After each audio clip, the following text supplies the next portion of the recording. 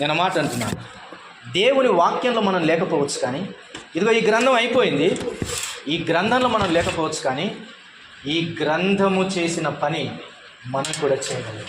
ఒక భక్తుడు అన్నాడు, సువార్తలు ఎన్ని అంటే 4 అన్నారంట, కానీ ఆయన అన్నాడు సువార్తలు 5 అన్నాడు. ఒకటి మత్తయి సువార్త, ఒకటి మార్కు సువార్త, ఒకటి లూకా సువార్త, ఒకటి యోహాను సువార్త. 5వ సువార్తవు నీవే 5వ సువార్త.